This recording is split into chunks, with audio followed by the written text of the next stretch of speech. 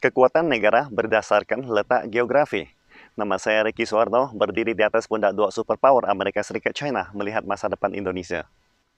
Menurut ilmuwan dan penulis terkenal Amerika Serikat bernama Jared Diamond, dalam bukunya The Third Chimpanzee, Guns, Germs, and Steel Collapsed the World Until Yesterday, yang juga menjabat sebagai seorang profesor ilmu geografi di Universitas California, mengatakan kekuatan suatu negara berdasarkan letak geografisnya jelas akan mempengaruhi perekonomian, budaya, kondisi alam, dan persaingannya di arena global.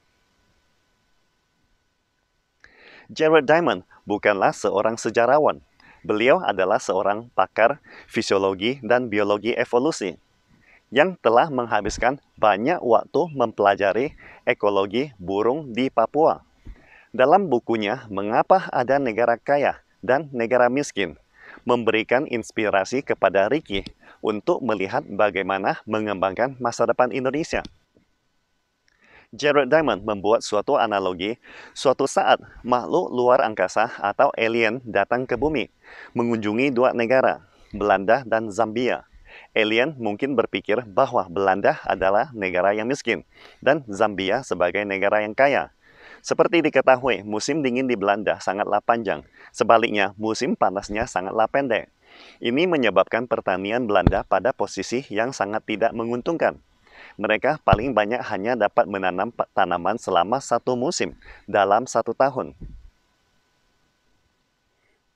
Negara Belanda juga tidak memiliki sumber daya mineral yang berharga. Minyak dan batu bara harus mengandalkan impor. Sepertiga wilayah Belanda berada di wilayah permukaan laut, yang sangat berpotensi tergenang air laut. Zambia justru sebaliknya. Zambia dapat memenuhi semua kebutuhan energinya melalui tenaga air dan juga dapat mengekspor listrik ke negara tetangganya. Zambia kaya akan tambang tembaga. Zambia memiliki iklim panas dan lembab. Petani mereka dapat menanam tanaman selama beberapa musim dalam setahun. Zambia adalah salah satu negara di Afrika. Zambia mencintai perdamaian, politiknya stabil dengan sistem demokrasi seperti Indonesia. Akan tetapi kenyataannya, pendapatan per kapita Belanda adalah 100 kali lipat lebih tinggi dari Zambia. Why? Salah satu faktor geografis terpenting adalah garis lintang. Pada umumnya, negara-negara berzona iklim sedang jauh lebih kaya daripada negara daerah tropis. Alasannya, meskipun daerah tropis dapat mengembangkan pertanian dengan baik, tetapi yang terjadi adalah sebaliknya. Daerah tropis memiliki kesuburan tanah yang lebih rendah. Daerah tropis tidak pernah mengalami pergerakan glasial, sehingga tidak menghasilkan tanah subur yang lebih dalam. Perbedaan kesuburan tanah adalah sampai di zona beriklim sedang perlahan-lahan membusuk, melepaskan berbagai zat ke dalam tanah. Sebaliknya, daun di daerah tropis akan segera terurai ataupun tersapu oleh curah hujan yang lebih lebat. Spesies daerah tropis jauh lebih banyak dibanding daerah beriklim sedang. Ini bukan suatu hal yang sangat baik. Sebagian besar tanaman di daerah tropis termusnahkan oleh spesies yang beraneka ragam. Oleh karena itu, pengekspor terbesar produk pertanian di dunia hampir semuanya berasal dari daerah beriklim sedang, seperti Amerika Serikat, Taiwan, Kanada, Rusia, Belanda, dan lain sebagainya. Selain itu, masalah kesehatan masyarakat. Daerah tropis kaya akan spesies patogen. Pejabat WHO seringkali bercanda, fasilitas kesehatan publik terbaik di dunia adalah musim dingin. Musim dingin dapat membunuh parasit dan bakteri.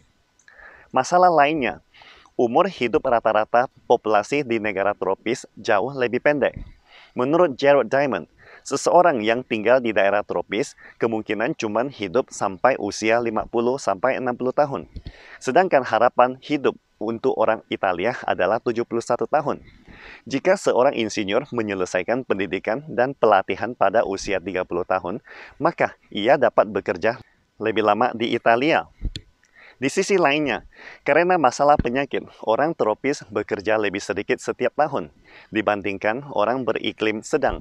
Selain itu, orang di daerah tropis perlu memiliki lebih banyak anak untuk mengatasi harapan hidup yang pendek dengan angka kematian bayi yang lebih tinggi. Sehingga sulit bagi perempuan tropis meluangkan waktu untuk bekerja. Faktor geografi kedua, letak negara di tepi laut dan daratan, keuntungan besar bagi negara yang memiliki garis pantai atau sungai adalah transportasi jalur air jauh lebih murah daripada darat dan udara. Biaya transportasi air 7 kali lebih murah daripada angkutan darat. Ada 48 negara di Afrika, diantaranya ada 15 negara yang terkurung di daratan, yang hanya bisa mengandalkan satu sungai Nil di seluruh Afrika. Alasan geografi ketiga adalah kutukan sumber daya. Kutukan sumber daya adalah paradoks ekonomi yang terkenal.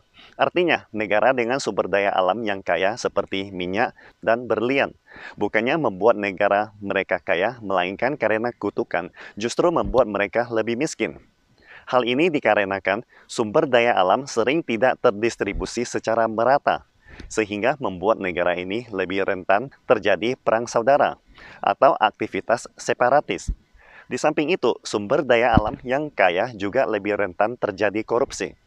Pendapatan sumber daya alam yang kaya akan menghasilkan upah tinggi dan harga yang tinggi juga.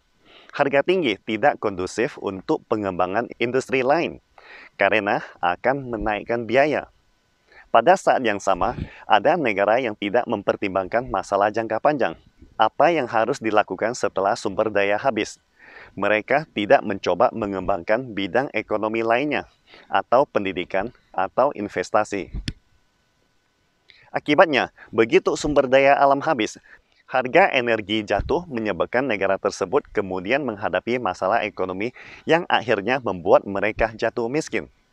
Kesimpulannya, dalam sejarah kemunduran suatu negara hanya mempengaruhi dirinya sendiri. Tetapi saat ini, zaman telah berubah. Kemunduran suatu negara dapat mempengaruhi negara lainnya di dunia, seperti imigran ilegal, teroris, epidemi, dan sebagainya. Pastikan Anda subscribe dan share akun ini supaya senantiasa mendapatkan info terbaru tentang teknologi terkini AI berkaitan. Salam Indonesia Maju!